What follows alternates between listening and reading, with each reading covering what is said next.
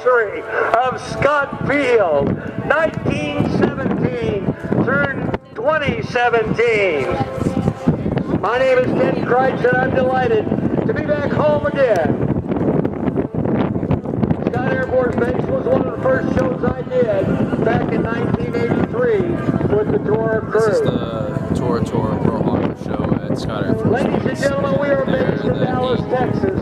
If you have the opportunity to get down there, please won't you come visit with us at Redbird Field there in Dallas and see what the Commemorative Air Force is doing to celebrate those aircraft built in that period from 1939 through 1945.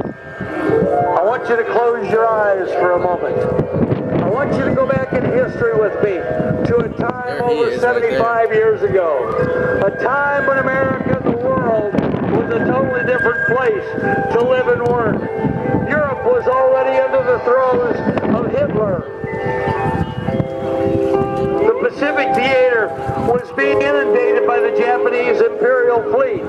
General Chiang Kai-shek was on the verge of putting together the Flying Tigers to fight against those folks.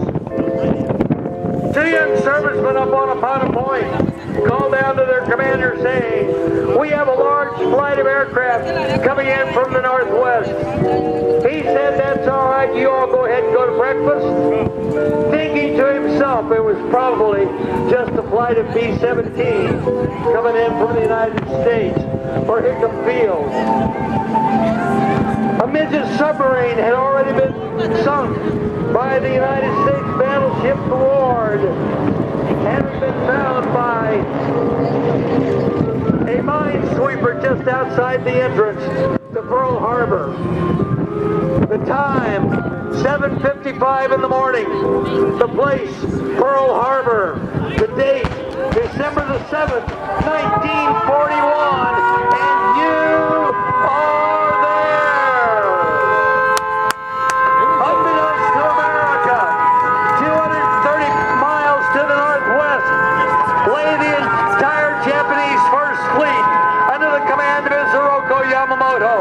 The Akagi, Kaga, Hiryu, Soryu, Shokaku, and Suikaku have launched 283 airplanes to annihilate our island base at Pearl Harbor on that December the 7th morning, 1941.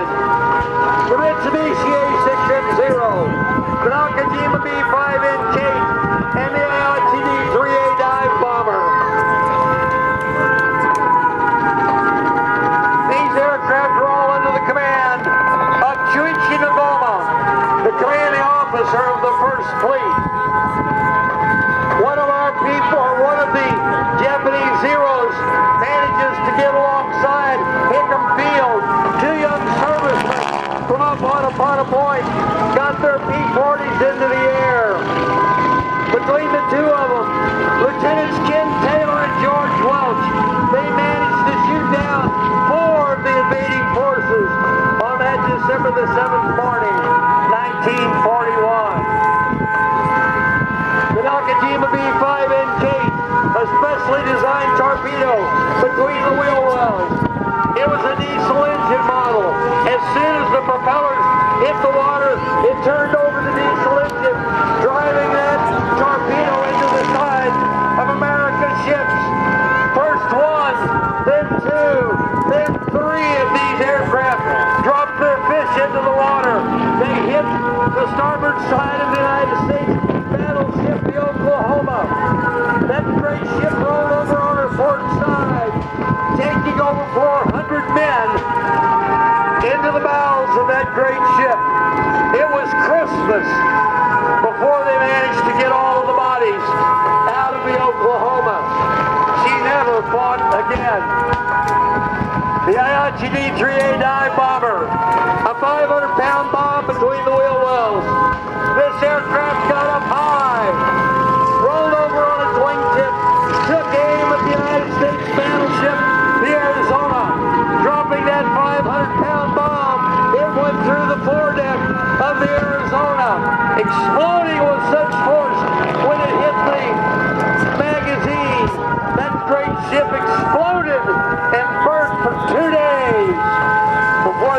the firehouse. 1,177 American boys went to a watery grave. They sleep there today.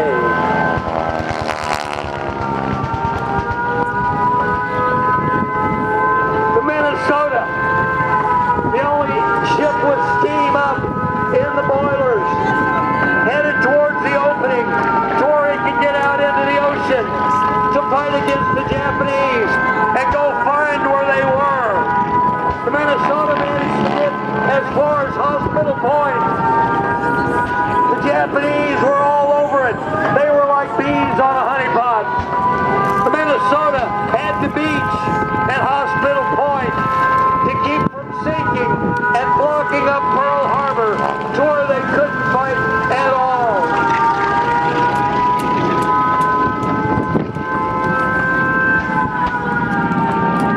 Admiral Husband Kemmer, Sing-Pack Fleet, standing in front of his office, watching this tirade taking place.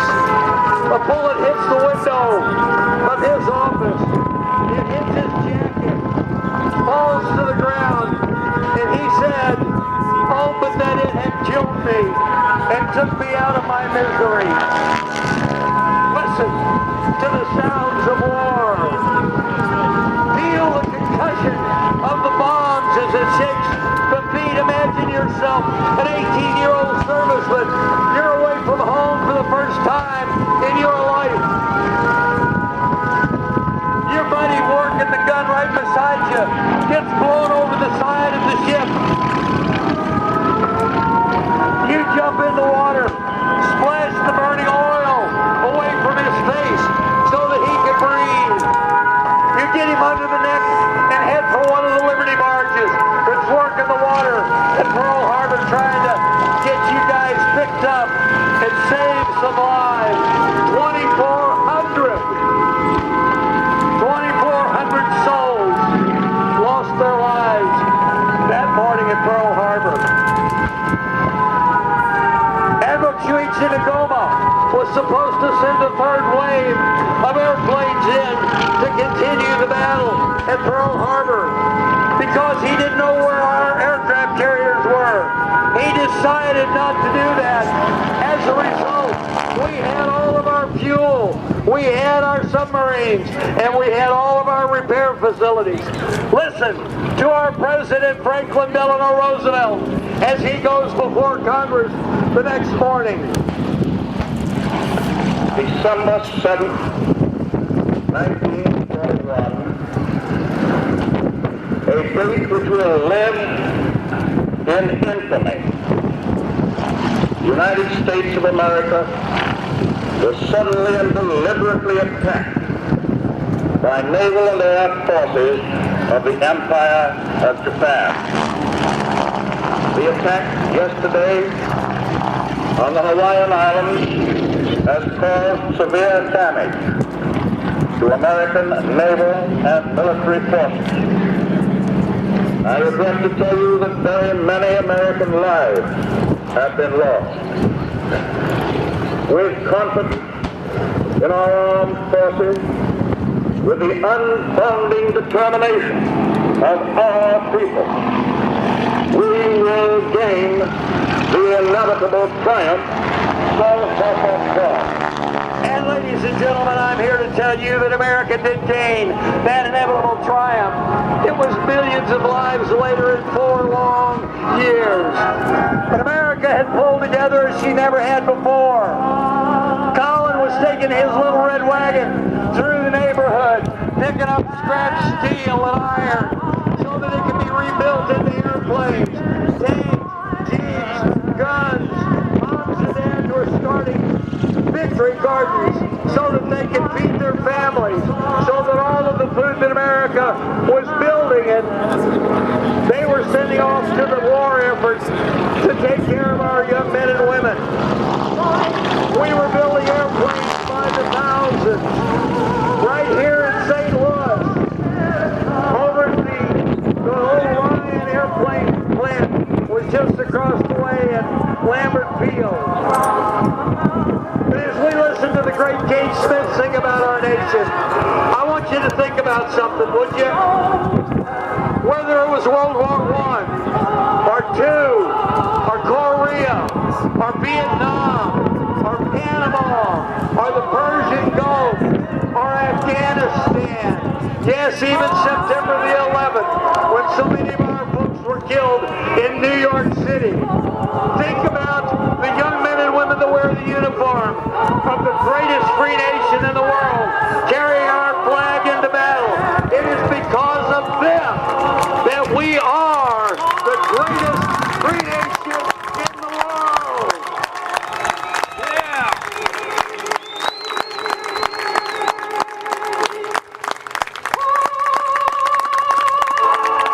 Take a moment, won't you, and walk up to any one of them in uniform and say thank you.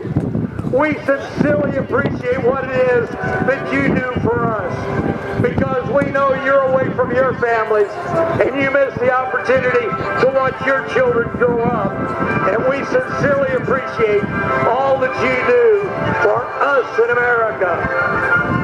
The airplanes that we fly today, ladies and gentlemen, were built in 1987 for the movie Tora, Tora, Tora. We're delighted to have the opportunity to have had the family of Mr. Gerald Weeks with us yesterday. Gerald was the gentleman that donated the first 6 airplanes that became Tora, Tora, Tora in 1972. We're delighted to have had them here with us. We are based, as I mentioned, in Redbird Field down in Dallas, Texas. And again, I would invite you to come visit with us. See what's going on down there. See the airplanes being rebuilt and stored. And if you don't have the opportunity to go to Dallas, Texas, come on across the river to Smart Field out there in North St. Charles County and visit with the Missouri wing of the Commemorative Air Force.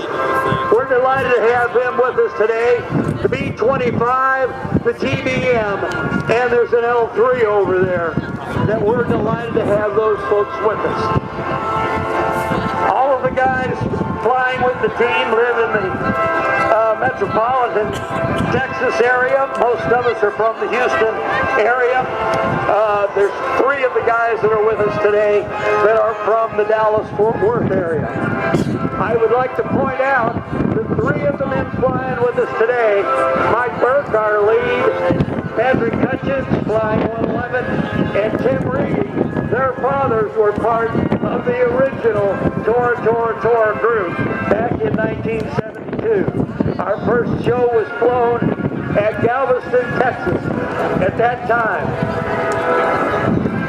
Ladies and gentlemen from Houston, Texas, I'd like to introduce you to planes. We are Tora, Tora, Tora! Woo!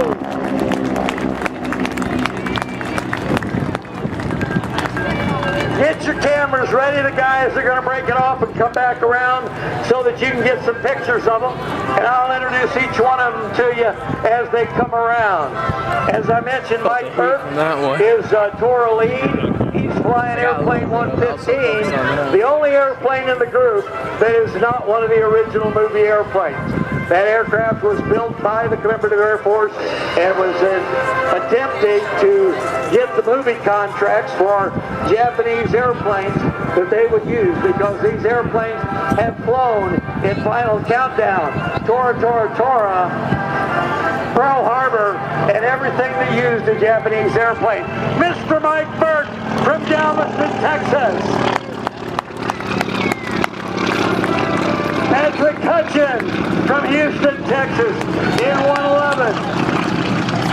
112 is Cracker Kane. He's from up in Conroe. From Dallas, Texas, Bob Washington, 356. Taylor Stevenson at 310. And Mark Todd from Dallas, Texas, flying 257. Dan Reedy in 114, who was flying the battle seat. Now, if you'll watch, you'll notice that one of the airplanes climbed up high. Jim Ryan is up there in 113. Jim is from Jim is from Lake Jackson, Texas, and Jim's going to show us some of the capabilities of the T-6 Texan that all of these airplanes were built from. T-6s, Harvards, S&Js, and Jim Ryan with 600 horsepower on the nose, a Pratt & Whitney engine. Jim got the nose of the airplane right on up there. He's got to have a sufficient amount of power so that he can come in and drive the airplane up and across the top. If he gets upside down and doesn't have enough space up there, the airplane will fall out in what's called a split S. Jim doing aileron rolls,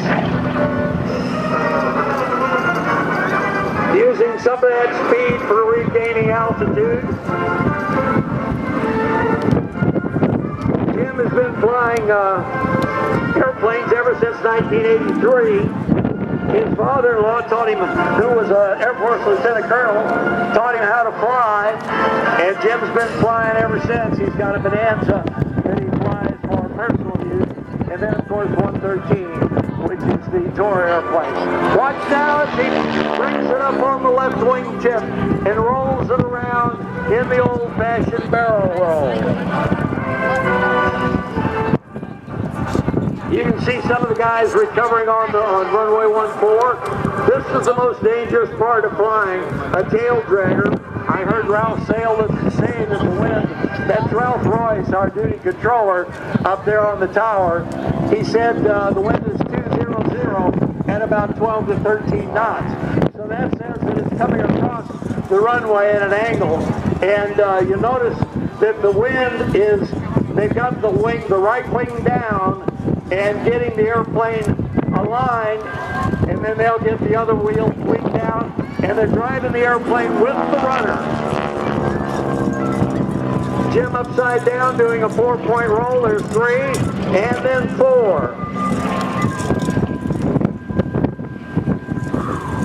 Up until just a couple of months ago, Jim had been our mosquito control pilot down in Brazoria County. And he's just been working on getting his aerobatic routine, his cards. He's up at the point where he can get down to 250 feet now. And I can tell you from personal experience, 250 feet above the ground is pretty close to the ground when you're doing these sorts of maneuvers. Jim rolling the airplane up on the right wing tip. Gets the nose up, and I believe he's going to do a Cuban 8. So he'll bring the nose of the airplane down, get the speed up. He'll get back down to about 250 to 300 feet. Watch now as he starts the nose of the airplane up. He'll get it absolutely upside down. Once he gets it upside down, then he's going to roll it over 180 degrees right there. And again, he's going to use that speed to get the airplane going in the other direction. He's going to get out there over the top of the rest of the team, and then he'll start that nose up again right there. He'll get it up there, get it upside down again, and again he'll do the Cuban 8. This was a maneuver that was developed during World War I and has been used ever since by America's pilots.